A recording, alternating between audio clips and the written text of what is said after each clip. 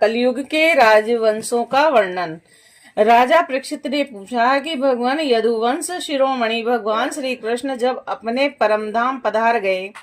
तब पृथ्वी पर किस वंश का राज्य हुआ तथा अब किसका राज्य होगा? आप कृपा करके मुझे यह बताइए। श्री सुखदेव जी ने कहा कि प्रिय परीक्षित, मैंने तुम्हें 90वें स्कंद में यह बात बतलाई थी कि जरासंध के पिता बृहद्रथ के वंश में अंतिम राजा होगा पुरंजय अथवा पुरंजय। उसके मंत्री का नाम होगा शुनक और वह अपने स्वामी को मार डालेगा और अपने पुत्र प्रद्योत को राज सिंहासन पर अभिषिक्त करेगा और प्रद्योत का पुत्र होगा पालक, पालक का विशाख यूप और विशाख यूप का पुत्र राजक और राजक का पुत्र होगा नंदीवर्धन। और प्रद्योत वंश में यही 5 नरपति होंगे और इनकी संज्ञा होगी प्रद्योतन। यह 148 वर्ष तक पृथ्वी का उपभोग करेंगे। इसके पश्चात शिशुनाग नाम का राजा होगा और शिशुनाग का काकवर्ण और उसका क्षेमधर्मा और क्षेमधर्मा का पुत्र होगा क्षेत्रज्ञ और क्षेत्रज्ञ का विदिशार और उसका अजात शत्रु और फिर दर्भक और दर्भक का पुत्र होगा अजय होगा और अजय से नंदीवर्धन और उससे महानंदी का जन्म होगा और शिशु नाग वंश में यह 10 राजा होंगे। यह सब मिलकर कलयुग में 360 वर्ष तक पृथ्वी पर राज्य करेंगे। और प्रिय परीक्षित, नंदी की शुद्रा पत्नी से के गर्भ से नंद नाम का पुत्र होगा और वह बड़ा बलवान होगा और महानंदी महापद नामक विधि का अधिपति होगा और इसीलिए लोग इसे महापद भी कहेंगे और वह क्षत्रिय राजाओं के विनाश का कारण बनेगा। और तभी से राजा लोग प्राय शूद्र और अधार्मिक हो जाएंगे और महापद पृथ्वी का एक छत्र शासक होगा और उसके शासन का उल्लंघन कोई भी नहीं कर सकेगा। क्षत्रियों के विनाश में हेतु होने की दृष्टि से तो उसे दूसरा परशुराम ही समझना चाहिए और उनके समातुल्य आदि 8 पुत्र होंगे और वे सभी राजा होंगे और 100 वर्ष तक इस पृथ्वी का उपभोग करेंगे। कौटिल्य, वात्स्यायन तथा चाणक्य के नाम से प्रसिद्ध एक ब्राह्मण विश्वविख्यात नंद और उनके सुमाल्य आदि 8 पुत्रों का नाश कर डालेगा और उसका नाश हो जाने पर कली युग में मौर्य वंशी नरपति पृथ्वी का राज्य करेंगे और वही ब्राह्मण पहल चंद्रगुप्त मौर्य को राजा के पद पर अभिषिक्त करेगा और चंद्रगुप्त का पुत्र होगा वारिसार और वारिसार का होगा अशोक वर्धन और अशोक वर्धन का पुत्र होगा सुयस, सुयस का संगत और संगत का कालीशुक और कालीशुक का सोम शर्मा, सोम शर्मा का शतधन्वा और शतधन्वा का पुत्र होगा बृहद्रथ होगा। और कुरुवंश विभूषण मौर्य वंश के यह 10 नरपति कलि युग में 130 वर्ष तक पृथ्वी का उपभोग करेंगे और बृहद्रथ का सेनापति होगा पुष्यमित्र शुंग और वह अपने स्वामी को मारकर स्वयं राजा बन बैठेगा और पुष्यमित्र का अग्निमित्र और अग्निमित्र का सुज्येष्ठ होगा और सुज्येष्ठ का वसुमित्र, वसुमित्र का भद्रक, भद्रक और भद्रक का पुलिंद, पुलिंद का घोष और घोष का पुत्र होगा वज्रमित्र और वज्रमित्र का भागवत और भागवत का पुत्र होगा देव भूति। और शुंग वंश के यह 10 नरपति 112 वर्ष तक पृथ्वी का पालन करेंगे। राजा परीक्षित, शुंग वंशी नरपतियों का राज्यकाल समाप्त होने पर यह पृथ्वी कर्णव वंशी नरपतियों के हाथ में चली जाएगी और कर्णव वंशी नरपति अपने पूर्ववर्ती राजाओं की अपेक्षा कम गुणवान वाले होंगे और शुंग वंश का अंतिम नरपति देवभूति बड़ा ही लंपट होगा और उसे उसका मंत्री कर्णव वंशी वसुदेव मार डालेगा और अपने बुद्धि बल से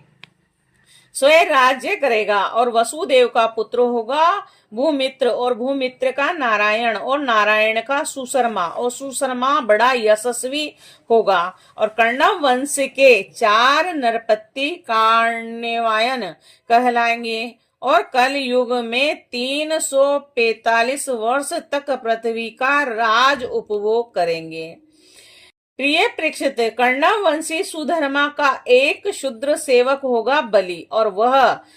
अद्र जाति का एवं बड़ा दुष्ट होगा और वह सुधर्मा को मारकर स्वयं कुछ समय तक स्वयं पृथ्वी का राज्य करेगा और इसके बाद उसका भाई कृष्णराज होगा और कृष्णराज का पुत्र श्री शांत कर्ण और उसका पौर्णमास और होगा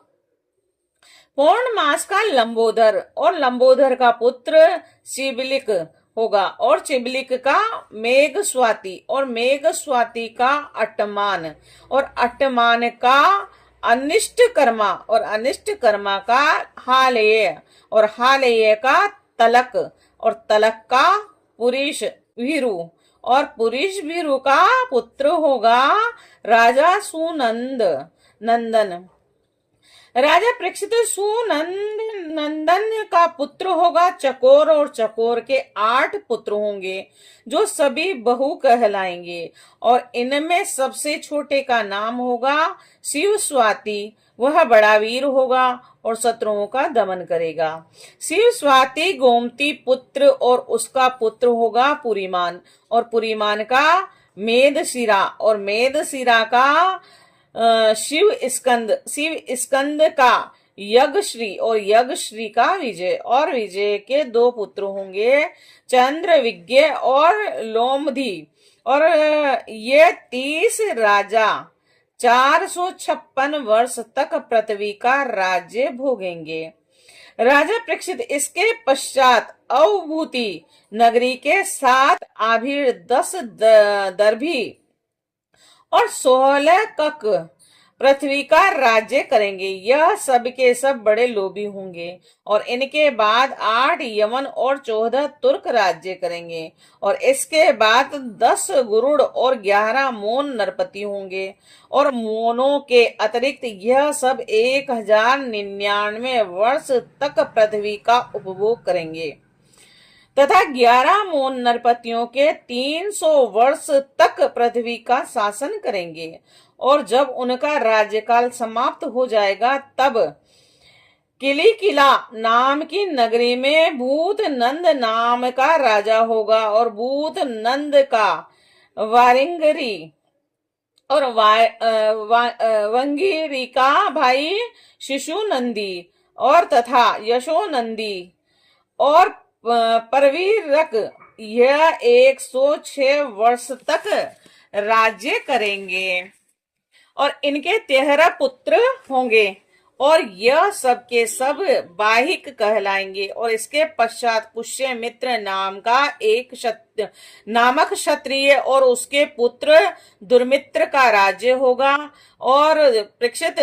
बहिक वंशी नरपति एक साथ ही विभिन्न प्रदेशों में राज्य करेंगे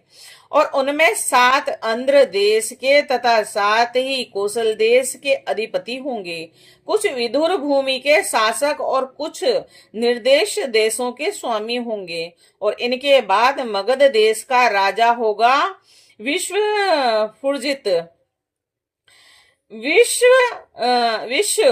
फुर्जी। यह उपरोक्त पुरंजय के अतिरिक्त द्वितीय पुरंजय कहलाएगा और यह ब्राह्मण आदि उच्च वर्णों को पुलिंद, यदु और मद्र आदि मलेच्छ प्राय जातियों के रूप में परिणित कर देगा। और इनकी बुद्धि इतनी दुष्ट होगी कि यह ब्राह्मण क्षत्रिय और वैश्यों का नाश करके शूद्र प्राय जनता की रक्षा करेगा। और यह अपने बलवीर्य से क्षत्रियों को उजाड़ देगा और पद्मवती पुरी को राजधानी बनाकर हरिद्वार से लेकर प्रयाग पर्यंत सुरक्षित पृथ्वी का राज्य करेगा। राजा परीक्षित, जो जो घोर कलयुग आता जाएगा त्यों त्यों सौराष्ट्र, अवंती, आभीर, सूर, अबुर्द और मालव देश के ब्राह्मण गण संस्कार शून्य हो जाएंगे तथा राजा लोग भी शूद्र तुल्य हो जाएंगे। सिंधु तट, चंद्रभागा का तटवर्ती प्रदेश और कौंतीपुरी और कश्मीर मंडल पर प्राय शूद्रों का संस्कार एवं ब्रह्म तेज से हीन नाम मात्र के द्विजों का और मलेच्छों का राज्य होगा। राजा परीक्षित, यह सब के सब राजा आचार विचार में मलेच्छ प्राय होंगे और यह सब एक ही समय भिन्न भिन्न प्रांतों में राज्य करेंगे। और यह सब के सब परले सिरे के झूठे और अधार्मिक और स्वलप दान करने वाले होंगे और छोटी छोटी बातों को लेकर ही ये क्रोध के मारे आग बबूला हो जाया करेंगे। ये दुष्ट लोग स्त्री, बच्चों, गौओं, ब्राह्मणों को मारने में भी नहीं हिचकिचेंगे और दूसरे की स्त्री और धन हथियार लेने के लिए यह सर्वदा उत्सुक रहेंगे। न तो इन्हें बढ़ते देर लगेगी और न तो घटते, क्षण में रुष्ट तो क्षण में संतुष्ट। और इनकी शक्ति और आयु थोड़ी होगी और इनमें परंपरागत संस्कार नहीं होंगे। ये अपने कर्तव्य कर्म का पालन नहीं करेंगे और रजोगुण और तमोगुण से अंधे बने रहेंगे। राजा के वेश में वे मलेच्छ ही होंगे और वे लूट कसोट कर अपनी प्रजा का खून चूसेंगे। और जब ऐसे लोगों का शासन होगा तो देश की प्रजा में भी वैसे ही स्वभाव, आचरण और भाषण की वृद्धि हो जाएगी। राजा लोग तो उनका शोषण करेंगे ही, वे आपस में भी एक दूसरे को पीड़ित करेंगे और अनंत सबके सब नष्ट हो जाएंगे।